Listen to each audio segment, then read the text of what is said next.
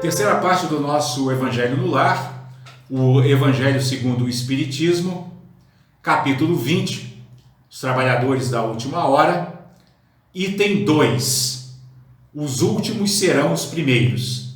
O obreiro da última hora tem direito ao salário, mas é preciso que a sua boa vontade o haja conservado à disposição daquele que o tinha de empregar e que o seu retardamento não seja fruto da preguiça ou da má vontade. Tem ele direito ao salário, porque desde a alvorada esperava com impaciência aquele que por fim o chamaria para o trabalho. Laborioso, apenas lhe faltava o labor. Então, pessoal, o que está nos dizendo aqui o Espírito Constantino, né?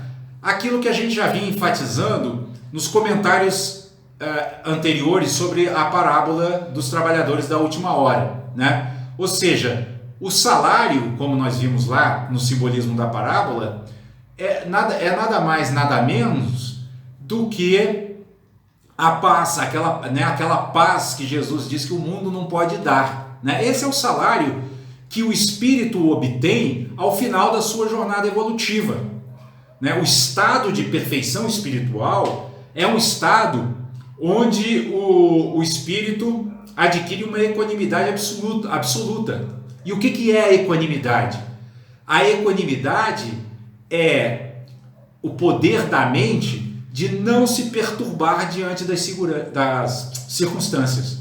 Ou seja, a mente nem se deixa arrastar pelo apego ao que é prazeroso, nem tampouco se deixa arrastar pela aversão ao que é doloroso.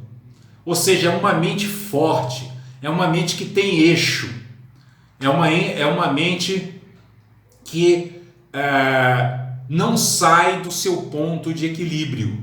E é justamente essa paz interna que traz a felicidade que é chamada no budismo de felicidade genuína, né? Genuína quer dizer verdadeira, sem falhas, ou seja, uma felicidade que não oscila, né? E ela não oscila exatamente porque a mente alcançou um estado de estabilidade inabalável, né? Ou seja, a mente não fica estável apenas no período meditativo, né? Ela consegue se levantar da meditação e manter a sua estabilidade também no período chamado pós-meditativo, né? Esse é o estado, pessoal, que dentro do espiritismo é chamado estado de perfeição espiritual e dentro do budismo é chamado estado iluminado, né? Esse estado em que, mesmo nos períodos entre as sessões de meditação, a mente não perde o seu equilíbrio, a mente não perde a sua estabilidade, né? Aí o Espírito Constantino segue dizendo: se porém se houvesse negado ao trabalho a qualquer hora do dia, se houvesse dito tenhamos paciência, o repouso me é agradável, quando soar a última hora é que será tempo de pensar no salário do dia, que necessidade tenho de me incomodar por um patrão a quem não conheço e não estimo? Quanto mais tarde, melhor.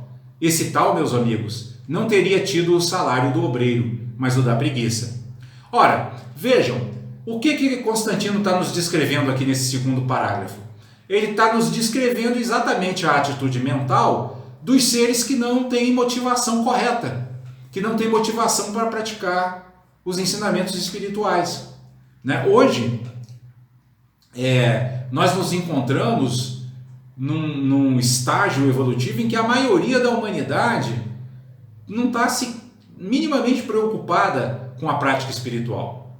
A humanidade se acha completamente distraída pela materialidade, pelos prazeres sensoriais, né? Hoje há uma pressa, inclusive, em viver o mais intensamente, o mais rapidamente os prazeres antes que a morte chegue, né? Ou seja, não há uma visão da preciosidade da vida humana, né? Não há uma consciência de que essa nossa vida humana nos foi dada para que nosso espírito tivesse uma oportunidade de crescer, de se aperfeiçoar, de se purificar, de ampliar a sua visão, né? De se libertar da estreiteza de uma visão materialista. A maioria da humanidade está dentro das características que são descritas aqui por Constantino nesse segundo parágrafo, né? Ou seja, é uma humanidade que se nega ao trabalho. Que trabalho? Ao trabalho do autoaperfeiçoamento espiritual, né? É uma humanidade que vira as costas para os ensinamentos, né? E aí, isso cria aquela condição que Jesus descreve naquela passagem em que ele diz: muitos os chamados, poucos os escolhidos. Por quê? Por que ele diz muitos os chamados? Porque embora a humanidade tenha, ou melhor, seja vítima, né, dessa falta de motivação para a prática espiritual, todos de uma maneira ou de outra ouviram falar sobre os ensinamentos, né? Os ensinamentos estão de tal modo difundidos, né, seja através do cristianismo, seja através do budismo, seja através do hinduísmo, né, seja através do catolicismo, do protestantismo, enfim, os ensinamentos espirituais estão difundidos pelo mundo inteiro. E eu acredito que não haja quem não tenha ouvido falar sobre eles. Então o chamado, ele acaba chegando a todos.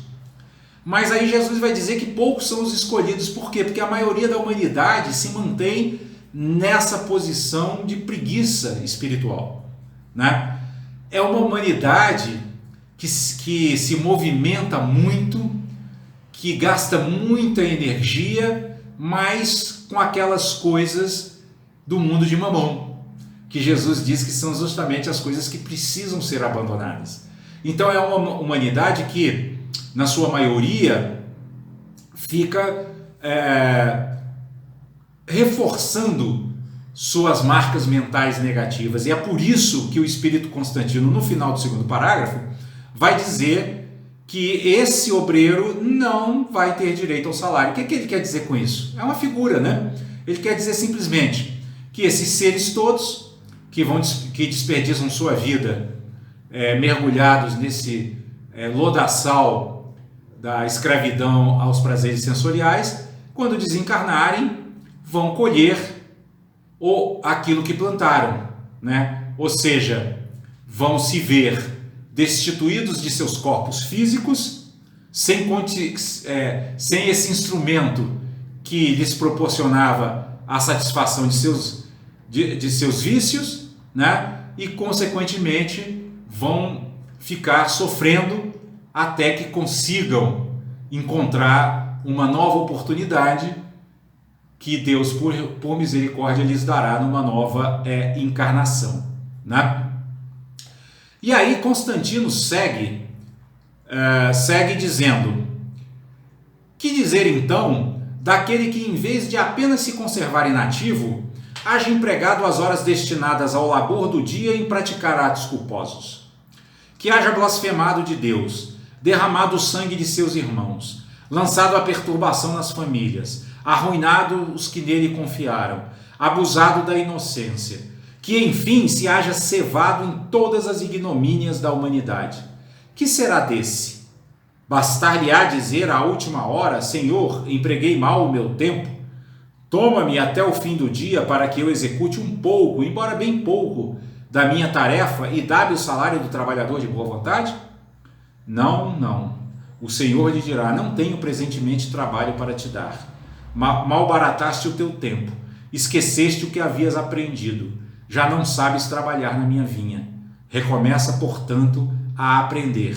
E quando te achares mais bem disposto, vem ter comigo. Eu te franquearei o meu vasto campo, onde poderás trabalhar a qualquer hora do dia, né? Então vejam, pessoal, no parágrafo anterior, o Espírito Constantino falou daqueles que estão aí no mundo, simplesmente com uma visão errônea, materialista, querendo usufruir ao máximo os prazeres que a vida pode oferecer, com total despreocupação em relação ao seu crescimento espiritual. Aqui no terceiro parágrafo, ele já está falando daqueles que não só estão presos nessa escravidão à satisfação dos sentidos, né, à satisfação dos prazeres corporais, como também ainda, além disso, ainda praticam ações que prejudicam os outros seres.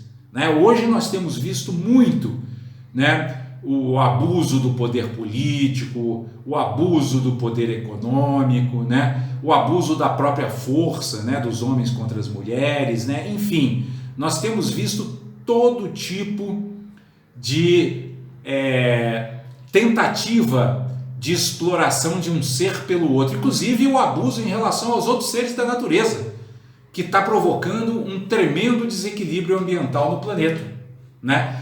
Então, aqui Constantino está falando desses seres, que além de tudo, além de materialistas, ainda praticam o mal, né? Ainda têm aquela visão de que poderão obter felicidade com a infelicidade dos outros, ou seja, que poderão obter felicidade matando, que poderão obter felicidade roubando, que poderão obter felicidade estuprando e assim por diante, né? Então, esses seres, o que vai acontecer com eles?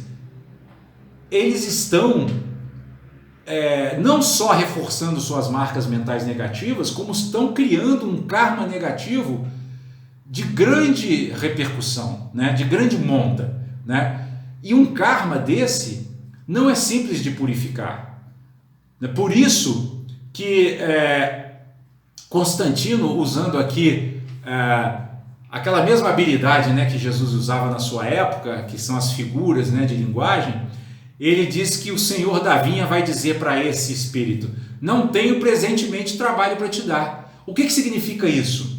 Significa que a prática do mal, né, sobretudo com muita intensidade, com muita frequência, ela cria um tal desarranjo no nosso corpo espiritual, no nosso perispírito, que nós vamos passar muitas vidas para conseguir reharmonizar a nossa energia e obter um novo renascimento onde tenhamos as condições mínimas de praticar. Por quê? Porque nós mesmos nos aprisionamos na nossa vileza, né? Estou me referindo aqui a essa descrição que ele deu no terceiro parágrafo. Os seres que praticam essas vilezas, né, que roubam, que matam, que estupram, etc., né, que são cruéis, eles desequilibram totalmente sua energia perispiritual, seu corpo espiritual. Isso muitas vezes vai fazer com que eles renasçam em corpos físicos doentes nas próximas encarnações, isso se não adoecerem nessa encarnação mesmo, né? Porque é o perispírito que é o molde que faz com que o nosso corpo físico se manifeste da forma como ele está se manifestando aqui agora. Se esse molde está desarmonizado, o corpo físico vai se manifestar também desarmonicamente. Aí vão aparecer aquelas doenças congênitas, né? Aqueles seres que nascem com deficiências mentais, com deficiências físicas, com um mapa genético propenso a doenças graves, com um sistema imunológico deficiente, enfim, há uma variedade enorme, né, de manifestações desses desequilíbrios espirituais que vão se manifestar nas pessoas e que muitas vezes, para aqueles que desconhecem o mecanismo da reencarnação, parecem uma injustiça divina, né? Uma perversidade divina. Mas para aqueles que já contemplam os ensinamentos, esses sabem que o karma é uma lei infalível, né? Ele dá a cada um, como diz Jesus, segundo as suas obras. Ninguém vai receber aquilo que não merece, tanto do ponto de vista positivo quanto do ponto de vista negativo, né? E aí Constantino vai concluir o seu ensinamento nos dizendo assim: bons espíritas, meus amados, sois todos obreiros da última hora. Bem orgulhoso seria aquele que dissesse: comecei o trabalho ao alvorecer do dia e só terminarei ao anoitecer. todos viestes quando fostes chamados, um pouco mais cedo, um pouco mais tarde, para a encarnação cujos grilhões arrastais. Mas há quantos séculos e séculos o Senhor vos chamava para a sua vinha, sem que quisesseis penetrar nela? Eis-vos no momento de embolsar o salário.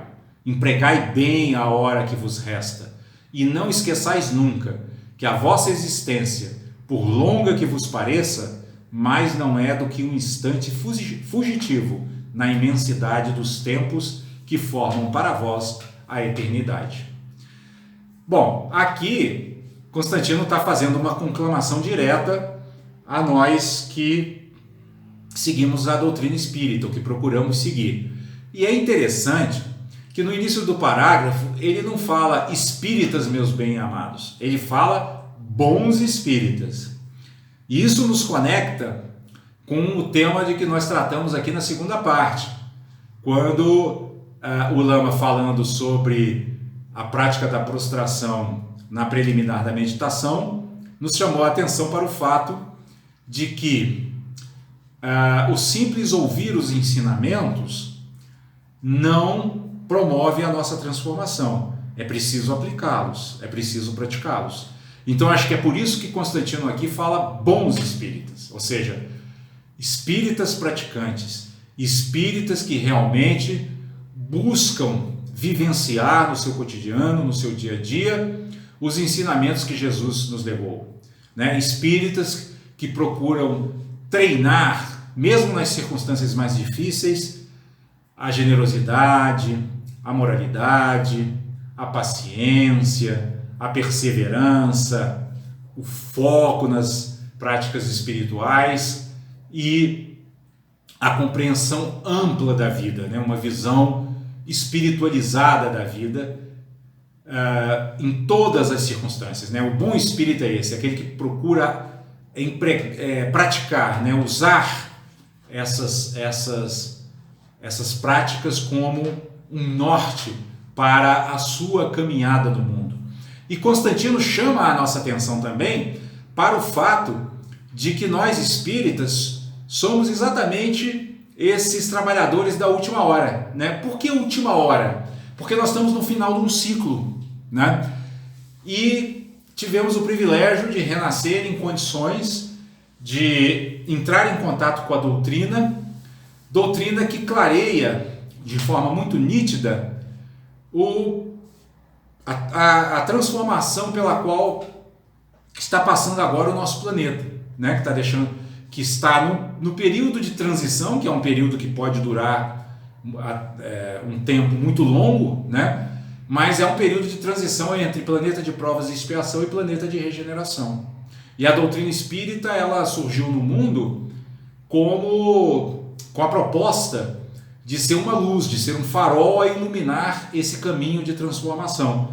Porque ele é um caminho espinhoso, ele é um caminho difícil, ele é um caminho de muito conflito, de muitas contradições. Nós estamos vendo hoje no mundo tanto exemplos santificantes, né, como Dalai Lama, como tantos outros mestres espirituais, né, como também exemplos de práticas não virtuosas, de disputa de poder, de vaidade, de orgulho, que também aparecem com muita frequência. Então isso é característico do período de transição, um acirramento da dualidade. E no meio desse acirramento da dualidade, nós estamos tendo essa oportunidade como espíritas de colaborarmos para um mundo mais fraterno, né? De colaborarmos para um mundo mais pacífico, de colaborarmos para um mundo onde as circunstâncias sociais, econômicas e políticas moldem um ambiente mais favorável ao desenvolvimento espiritual do ser humano. Então a gente, ao final dessa mensagem, fica com essa reflexão, né, de que esse instante que Constantino chama aqui de instante fugitivo, que é essa nossa vida humana, que dura, na melhor das hipóteses, 80, 90, 100 anos, que a gente possa aproveitá-la bem, sobretudo porque estamos tendo essa grande oportunidade de conhecer o Evangelho em todo o seu detalhamento, em todo o aprofundamento que a doutrina espírita nos permite, né? E com isso nós temos nas nossas mãos um instrumento bastante eficaz para nos purificarmos, né? Para ampliarmos nossa visão, né? Para nos libertarmos das prisões das nossas imperfeições e assim contribuirmos para a construção de um mundo melhor.